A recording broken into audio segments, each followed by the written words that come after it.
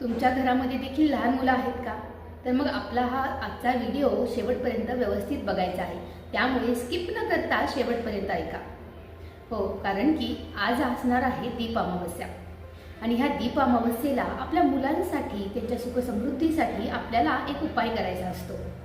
यासोबतच आपण जी पितरांची पूजा करतो त्यांच्यासाठी सुद्धा आजची ही आषाढ अमावस्या खूप महत्त्वाची असते.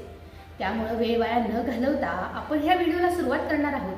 आपला हा व्हिडिओ शेवटपर्यंत व्यवस्थित ऐका. अजूनही तुम्ही आपल्या चॅनेलला लाईक आणि सबस्क्राईब केलं नसेल तर ते देखील करून घ्या. चला तर मग व्हिडिओला सुरुवात करूया. ते दीप अमावस्या म्हणजे नेमकं काय यापासून. तर मैत्रिणींनो, आषाढ अमावस्या हिलाच आपण दीप अमावस्या असं म्हणतो, कारण की या दिवशी आपण दीपपूजन करत असतो. आपण दिव्याचा काय वापर करत असतो?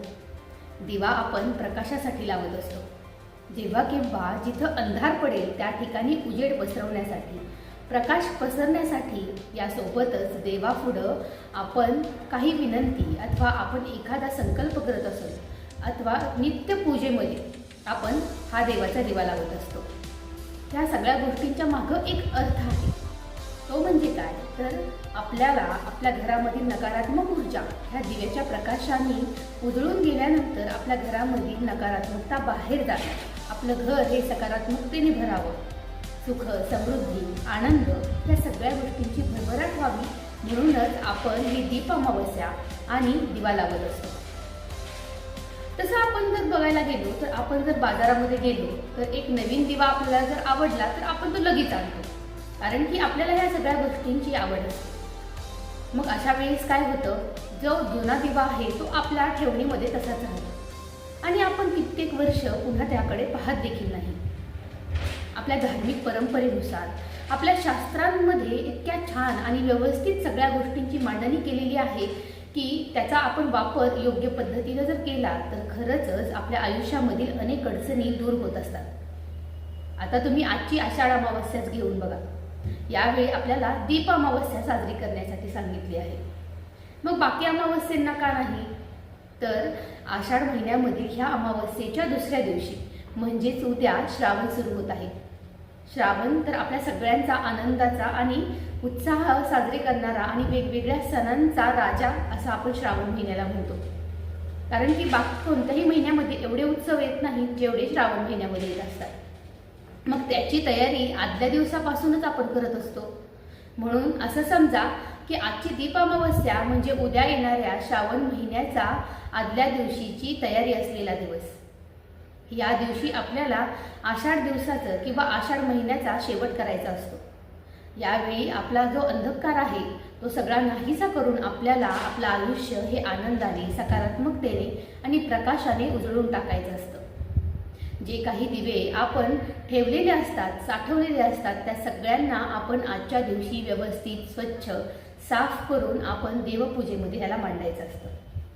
देवांच्या समोर हे वेगवेगळे दिवे मांडून त्यांच्यामध्ये तूप अथवा तेलाची वात करून आपण जेव्हा हे दिवे प्रकाशमय करतो आणि सगळीकडे उजेड पसरतो, ह्यालाच म्हणतात दीप अमावस्या. तर ही दीप अमावस्या आज 12 ऑगस्टला असणार आहे आणि ह्याचा मुहूर्त हा कधी असणार आहे हे आता आपण व्हिडिओमध्ये पुढे जाणून घेऊया. तर काल रात्री म्हणजे 11 ऑगस्टला ही दीप अमावस्या 11:21 सुरू झालेली आहे. त्याची समाप्ती ही आज 12 ऑगस्टला सायंकाळी 11:37 होणार आहे. मग आपल्याकडे तर ही परंपरा आहे की उदय तिथीनुसार आपण सगळे सणवार हे उदय तिथीनुसार साजरे करतो आणि ही दीप अमावस्या म्हणजे खरं तर एक मोठा सणच, कारण की या दिवशी आपण आपल्या पितरांची पूजा, आपल्या घरामधील छोट्या मुलांचं औक्षण ही खूप महत्त्वाची गोष्ट करत असतो. त्यामुळे ही दीप अमावस्या आपल्याला साजरी करणं तितकंच महत्त्वाचं असतं. मग तुम्हाला आजचा हा दिवस वेळेमध्ये आणि मुहूर्त न चुकवता करायचा असतो. आजच्या या दिवशी आपण 2 महत्त्वाच्या गोष्टी करतो. जसं की मी तुम्हाला अगोदरच सांगितलं त्या पद्धतीनं आपण आजच्या दिवशी पितरांची पूजा देखील करणार आहे आणि आपल्या घरामधील छोट्या मुलांचं औक्षण देखील करणार आहे. दीप अमावस्येला जसं मी तुम्हाला सांगितलं की आपल्याला वेगवेगळे पद्धतीचे जे दिवे आपल्या घरामध्ये उपलब्ध असतात त्या सगळ्यांची पूजा करायची आहे. आता हे सगळ्यांची सुरुवात आपण ह्या दीप अमावस्येच्या या दिव्यांच्या पूजेपासून करूया. तर सगळ्यात महत्त्वाचं, तुमच्या घरामध्ये जे काही दिवे असणार आहेत त्या सगळ्या दिव्यांना तुम्ही अगोदर साफ आणि स्वच्छ करायचं आहे. ह्या सगळ्या दिव्यांना आपल्याला बाजारामध्ये जी काही प्रसाधनं मिळतात त्यानुसार तुम्ही स्वच्छ करू शकता, किंवा तुमच्याकडे घरगुती काही उपाय असतील तर त्याने देखील तुम्ही साजरे करायचे आहेत किंवा साफ करायचे आहेत. कारण की कसं होतं की बऱ्याच वेळा हे दिवे आपण ठेवून टाकलेले असतात, त्यावरती धूळ चढलेली असते आणि दीप अमावस्येला हे लखलखीत दिवे आपल्या घरामध्ये प्रकाश देणार आहेत. म्हणून आपण ह्यांना अगोदर साफ आणि स्वच्छ करायचं. सायंकाळची देवपूजा आपण जेव्हा करतो त्यावेळीच आपल्याला ही दीप अमावस्या साजरी करायची असते. तर यंदाच्या या काळामध्ये किंवा आजचा जी आपण दीप अमावस्या साजरी करतोय त्याचा मुहूर्त हा 6:28 सुरू होत आहे. एक गोष्ट लक्षात ठेवा की दीप अमावस्येला प्रदोष काळामध्येच आपल्याला ही दीप पूजा करायची असते. 6:28 पासून ते सायंकाळी 8:17 हा प्रदोष काळ आहे. मग ह्याच प्रदोष काळामध्ये तुम्हाला जेव्हा जमेल त्या पिरियडमध्ये तुम्ही हा दीप अमावस्या साजरी करू शकता. मग आता जेव्हा तुम्ही हे सगळे दिवे साफ केलेले आहेत त्यामध्ये तुम्ही तुपाचा किंवा तेलाचा दिवा बनवायचा आहे, म्हणजेच तेल ओतायचं आहे. आता ह्यासाठी जी वात करतात ती वात देखील प्रत्येक दिव्यामध्ये स्वतंत्र ठेवायची आहे. तुमच्या ऐपतीनुसार किंवा तुमच्याकडे तेल उपलब्ध असेल तर तेल, अथवा तूप असेल तर तूप देखील घालायचं आहे. आणि ह्या सगळ्या दिव्यांची पूजा दिवे लागणीच्या नंतर करायची असते. कारण की या दिवे लागणीच्या वेळेसच आपण शुभंकरोती म्हणून आपण लक्ष्मीला घरामध्ये घेत असतो.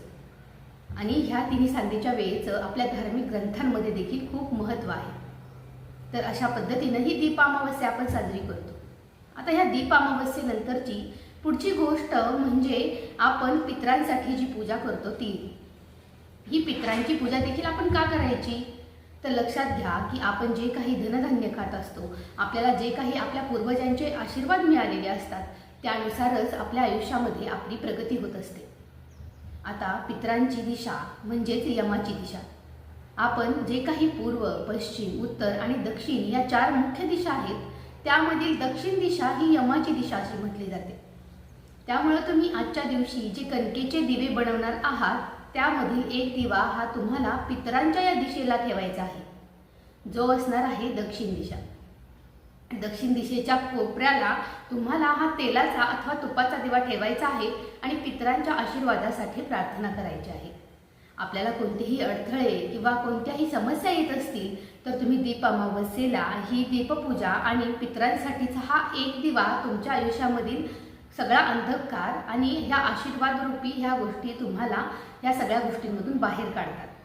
त्यामुळं कोणताही खर्च न करता घरगुती गोष्टींनी आपल्याला ही दीप अमावस्या साजरी करायची असते. त्यामुळे फक्त आपल्याला वेळ काढायचा आहे आणि ह्या सांगितलेल्या गोष्टी करायच्या आहेत. आता ह्यानंतरची महत्त्वाची तिसरी गोष्ट जी म्हणजे आपल्या घरामधील जे काही बालचमू आहेत, छोटी मुलं आहेत, मग मुलगा असेल अथवा मुलगी असेल, ह्या दोन्हींची आपल्याला आज पूजा किंवा औक्षण करायचं आहे. आता हे औक्षण आपण का करतो, तर आपण सर्वसामान्य गोष्टींमध्ये एखादी नवीन वस्तू आपण घरामध्ये आणली, एखाद्या शुभ कार्यासाठी एखादी व्यक्ती चालली असेल, आपल्या घरी कोणती सत्यनारायण पूजा असेल किंवा रोजच्या नित्यपूजेमध्ये देखील आपण आपल्या देवदेवतांचं औक्षण करत असतो.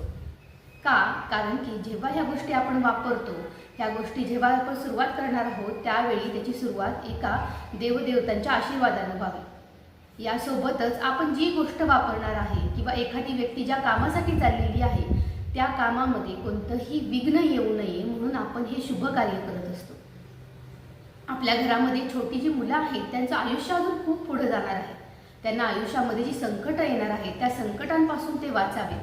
त्यांचं आयुष्य हे अडथळे विना म्हणजेच कोणताही मार्गामध्ये अडथळा नसताना असं पार पडावं अशी आपली सगळ्यांचीच पालकांची इच्छा असते. म्हणूनच आपण हा एक छोटासा उपाय आपल्या घरगुती पद्धतीनं करायचा आहे. मग संध्याकाळी 7:12 पासून ते 7:28 ह्या कालावधीमध्ये तुम्हाला तुमच्या घरामधील छोट्या मुलांचं औक्षण करायचं आहे. 7:12 पासून ते 7:28 आता ह्या काळामध्ये जेव्हा तुम्ही मुलांचं औक्षण करणार आहात तेव्हा ते 3 किंवा 5 अशा पटीमध्ये तुम्हाला हे औक्षण करायचं आहे. हे सगळे औक्षण करत असताना आपण बनवणार आहे तो म्हणजे कणकेचा दिवा.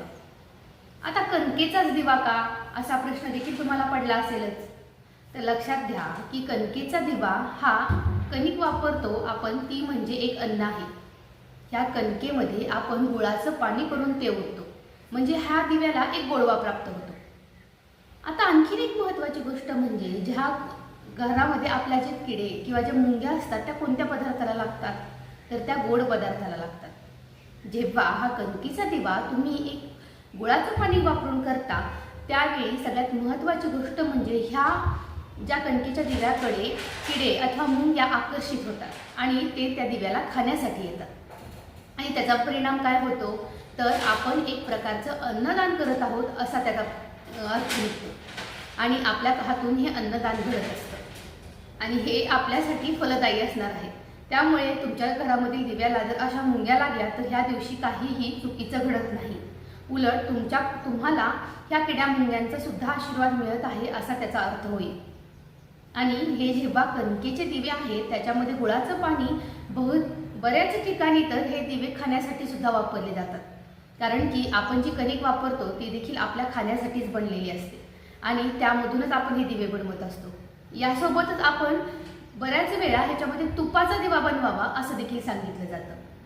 मग ह्या तुपामुळे देखील आपण ह्या नित्य आपल्या खाण्यामध्ये वापरणारे पदार्थ आहेत, त्यामुळे हा तुपाचा दिवा काही फेकून देण्यासारखा नाही, तर तुम्ही खाण्यासाठी सुद्धा वापरू शकता.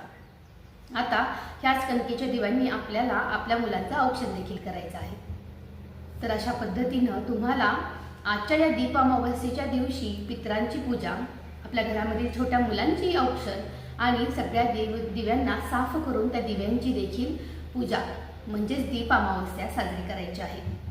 ह्या तीनही गोष्टी दीप अमावस्येच्या दिवशी तुम्हाला आवर्जून करायच्या आहेत. काहीही नाही, फक्त एक थोडासा वेळ काढायचा आहे. मात्र यामधून जे काही तुम्हाला गोष्टी मिळतात ह्याचं फळ हे तुम्हाला हळूहळू समजायला येतं. आतापर्यंत तुम्हाला हा व्हिडिओ माहीत नव्हता किंवा ही जी पद्धत आहे ती कदाचित माहीत नसेल, पण तुम्ही हा व्हिडिओ बघताय म्हणजे तुमच्याकडे नक्कीच काहीतरी चांगलं घडणार आहे. आपला हा व्हिडिओ तुम्हाला अशीच महत्त्वपूर्ण माहिती देईल. आपल्या या दीप अमावस्येच्या दिवशी तुम्हाला अजून काही अडचणी असतील तर तुम्ही मला त्या कमेंटमध्ये अवश्य विचारा.